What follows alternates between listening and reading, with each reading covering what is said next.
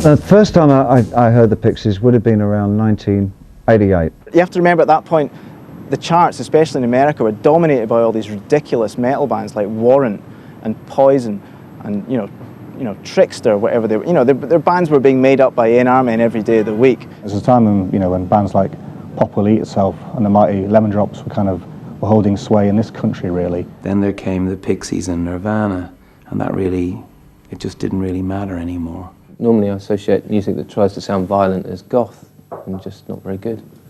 But there's something about the fact that the music is more overwhelming than what he's singing. I found it just about the most compelling music outside of Sonic Youth in the entire 80s, I think. It was completely new for me. That was why it was so exciting. It was absolutely no reference points at all that I could draw. This is one of America's greatest ever songwriters. And this is one of America's greatest ever bands. Well, we were just a school band. I mean, Pixies we'd talk about travelling up to London to see the Pixies and the Throwing Muses. Everyone who had a packet of Rizzlers had a Pixies album, and then suddenly everyone had a Pixies album. You could even pick the Stone Roses as a seminal band with the first record, but even that lent towards a lot of other music, which is no bad thing. But with the Pixies, I struggle to find a comparison. Pixies, they were the band for me that finished the 80s. That just like went, right, this is the new start.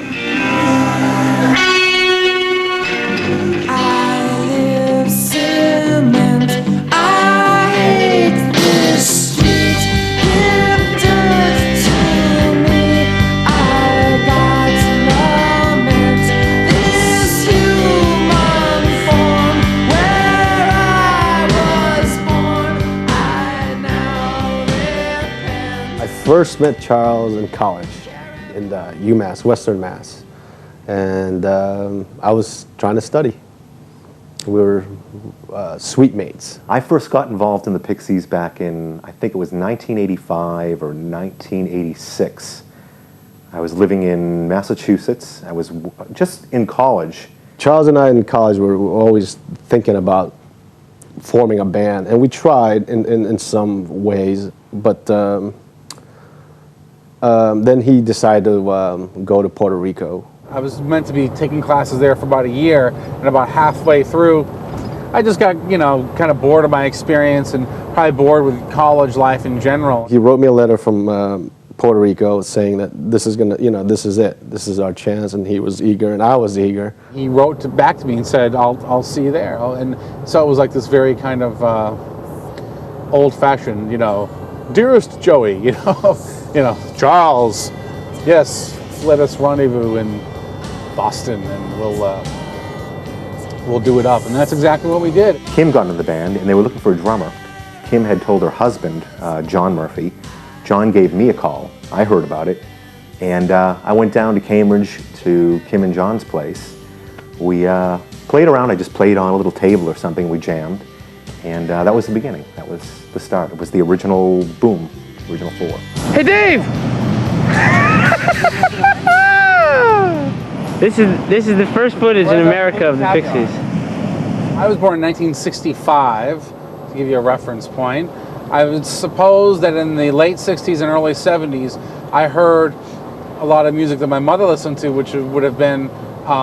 He can write any song in any genre and just make it fly. It was the sense of imagination, and I use imagination not lightly, not in terms of it being a fantasy, which most people define imagination as, but being able to understand the affinities of something and have those affinities illuminate a subject. Charles's lyrics were always amusing to me because they weren't your typical subject matter. Uriah hit the crapper.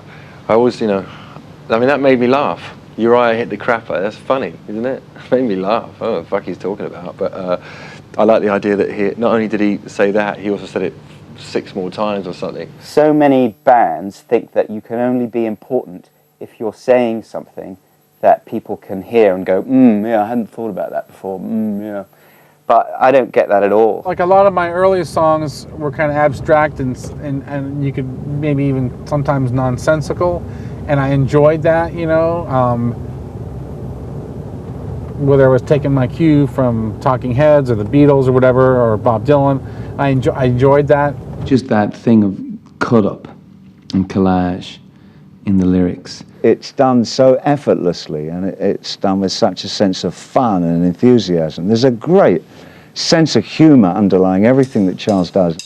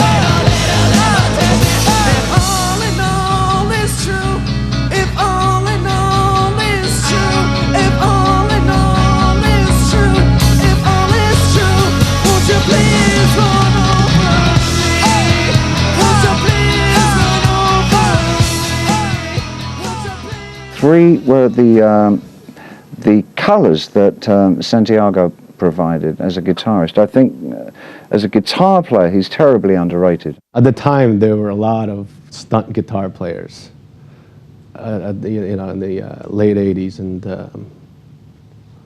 I particularly wasn't a big fan of that. His guitar playing is kind of, it seems so unsophisticated at times. One of his trademarks being that he will often play two notes at very close intervals and bend one slightly out, so you feel like your whole body's going like that, and then it comes back down again.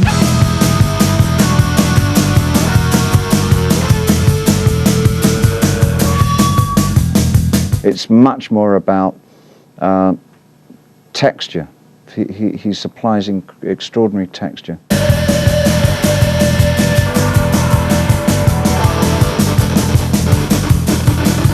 There's something desperate about the way Joey plays, where it's just striving to get something out of this instrument. And I could work out pretty easily what he was playing, but that's not the point.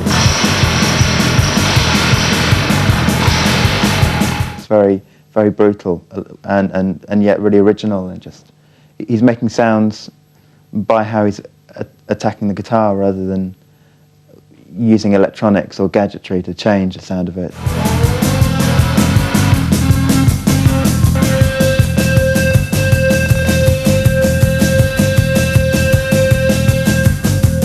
The simplicity of it and the rhythm of it kind of echoed Charles's singing as well. I know I wouldn't sort of play guitar like I do unless I'd listened. The thing was, it was a door to a whole new world. One of the reasons we don't use guitars much anymore now is because, there are only a handful of Pixies albums, and you kind of can't keep copying them, which it feels like is what we've done for so long. The one I fell for more than Surfer Rosa was Doolittle.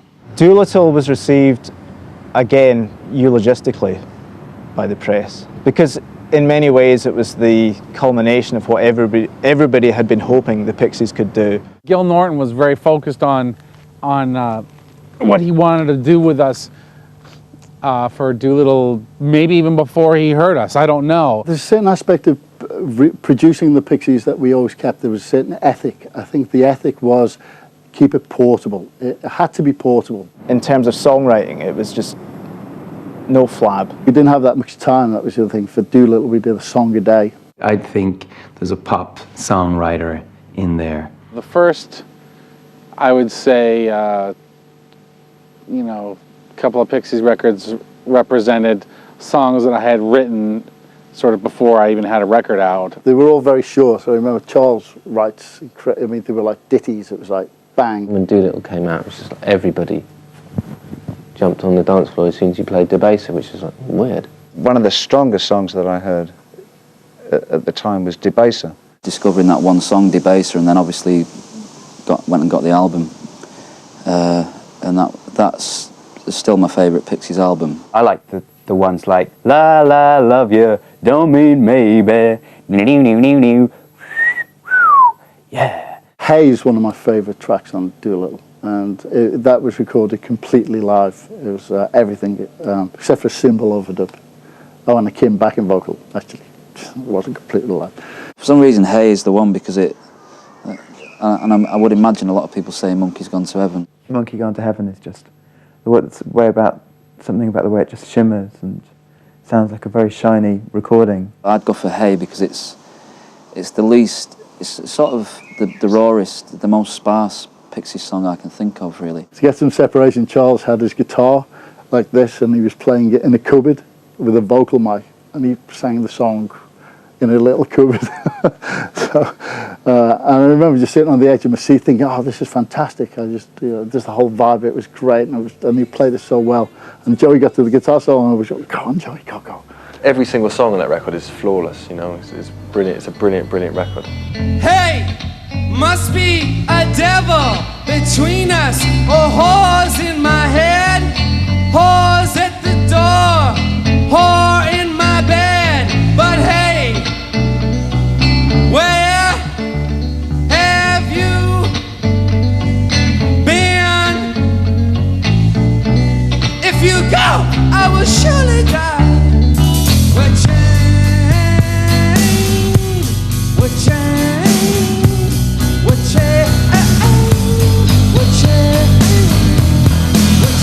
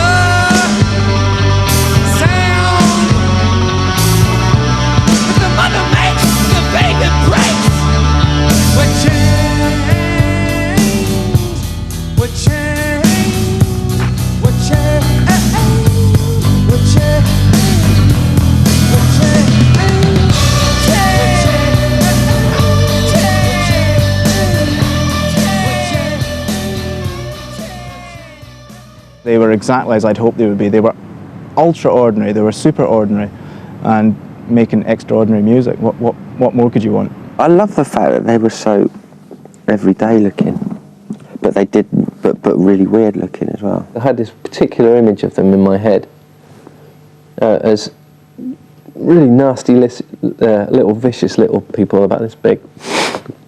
One of the things about Pixies are very sort of like unassuming, kind of unremarkable looking people in many ways, but the sound is anything but unremarkable. Rock and roll music does always rely on image so much, and with the Pixies that wasn't the case. I think Kim has probably the best singing voice of any woman I've ever worked with. She's got an absolutely phenomenal personality, and her personality translates almost 100% into her singing voice. You tend to watch Kim Deal because she's like, well, what's she going to do now? It was the tightness of it. It was the tightness, for me, it was the tightness of the bass and the drums. Is she really going to manage to keep that fag balancing on the end of her bass till the end of the track? Just this saturation of white light and dry ice, and then this spot hit Kim Deal. It's filthy sounding music. And this I know, his teeth as white as snow. What a gas it was to see him walk her every day into a shady place. With her lips she said, hey, Polly, Polly, Polly, let's have a ball. Hey, Polly, Polly, Polly, let's have a ball. Hey, Polly, Polly, Polly, let's have a ball. Gigantic, gigantic, gigantic, a big, big love. Gigantic, gigantic, gigantic, a big, big love. Not the ladies they are. With a big black vest, with a hunk of love. He'd walk her every day into a shady place. He's like the dark, but I'd want him. Hey, Polly, Polly, Polly, let's have a ball. Hey, Polly, Polly, Polly, let's have a ball. Hey, Polly, Polly, Polly, let's have a ball. Gigantic, gigantic, gigantic, a big, big love. Gigantic, gigantic, gigantic, a big, big love. She was just like a ice cool bass goddess.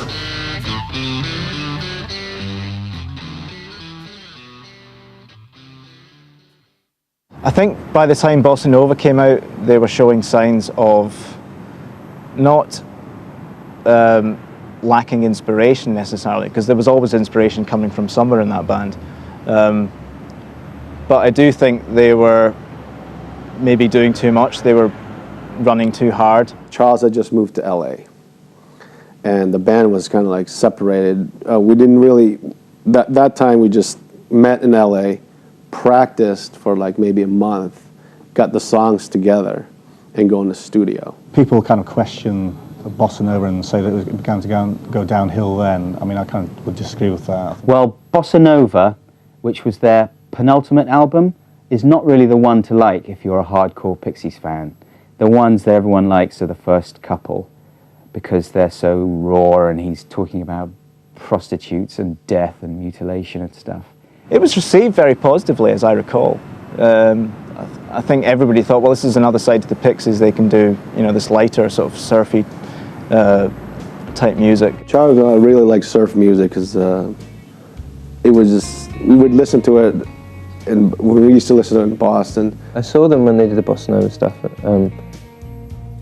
and I really, really loved the surf stuff for some reason. We saw images, you know, because it had no lyrics. We saw images of people just running around, you know, doing creepy things. You know, here's the creepy moment, and you know, we'd kind of pretend we're running around. And it was still really, really dark, but it did go sort of more B-movie, kind of Flash Gordon imagery. I did have, you know, a couple of UFO experiences when I was younger, and so I thought it would be interesting to sing about them. I really got into all the science fiction side of, you know, of Charles's songs. I think that sort of inspired me a lot, because I was quite into that early on as well. Space of religion, two very basic American subjects. The two subjects closest to the American heart, I think. we got heavier from Bossa Nova, you know, and there were Yeah, it was just one of our harder records. It's kind of updated 50s music made by Psychopath.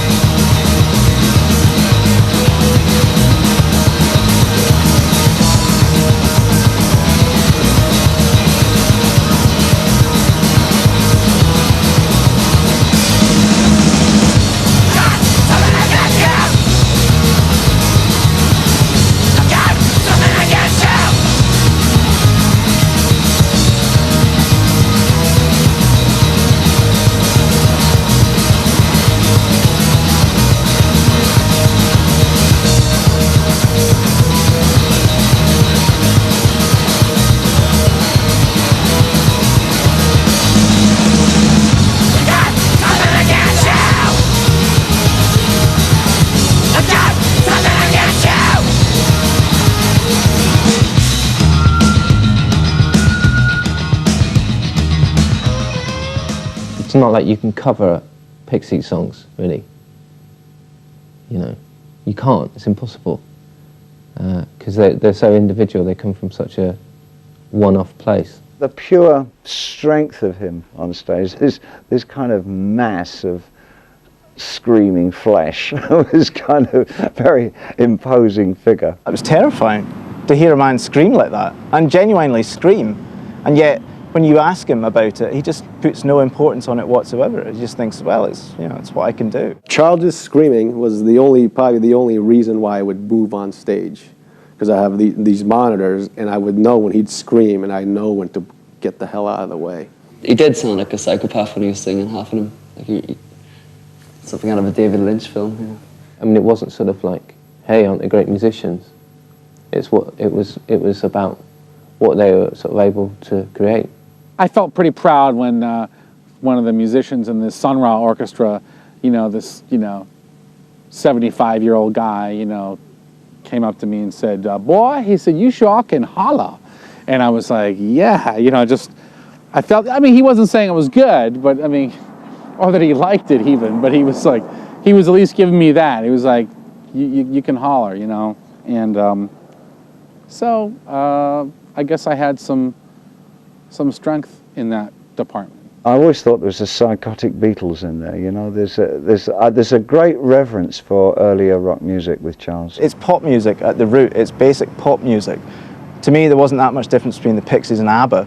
I thought it was interesting that rock music could be short, and there were many examples of it being short. They're pretty efficient, the song structure. It just takes you, it just starts, and were they short? Were those songs short? Whether it was an old 50s song like, by Buddy Holly, where there was a punk rock song by the Ramones, or little ditties on a Beatles record, you know what I mean? I was trying to extend a few of the songs because they were literally about 125 or 130. So he went, "Oh, can we just do something?" I said, "Sure." So we went round to a record shop, and he took me into this record shop and went to the 50s section or something, brought out Buddy Holly's greatest hits.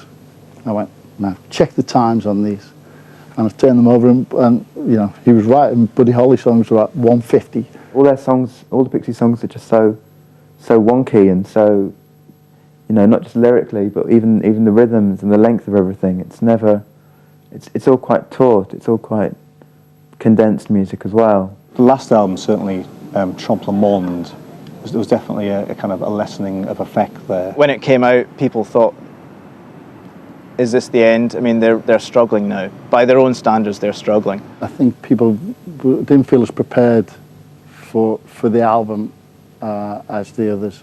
I think that lyrically I just was not as strong on Trompe le Monde, and maybe even Bossa Nova. I think my sort of being spontaneous and kind of writing quickly had stopped paying off for me so much. By that point, I think they were definitely doing too much. They were touring like it was going out of fashion, basically. They were touring America like stupidly. You just want to go, go, go, and then I think, you can, mess up without realizing it, without noticing it, and write songs that maybe later you regret. I don't regret writing them, I just regret not rewriting them. And yet, there's some amazing stuff on there. You know, there's some stuff on there that would stand up now. If any other band other than the Pixies recorded some of the lesser songs on Trompe Le Monde, you'd think they were amazing. Because they were the Pixies, you thought, it's not so good. It's not what I remember. One of them was UMass. I like UMass. It's educational, which is brilliant. Planet Sound rocks, yeah. That was good. To come back out with that for the first single on the album was fantastic. I thought that was great. As good as anything they ever did. Absolutely as good as anything they ever did. Astonishing song. Trompe Le Monde has just has the sound of a band that hasn't given up and is just, you know, is still looking into new things. When you've got such a strong formula like the Pixies had, you know, that's going to burn out at some point unless you try and look for a new direction in which to take it. We've been talking about maybe using some keyboards, and I thought Eric could be, you know, play with Captain B4. I think he would like to have moved the Pixies forward and had new sounds and new people, you know, involved in it. It was the style of songwriting and the lyrics and the singing and the music. It was everything in there that I had wanted to express myself, but hadn't been able to. It was totally a moment in time for me because it was a band that came along and sounded so different and indescribable.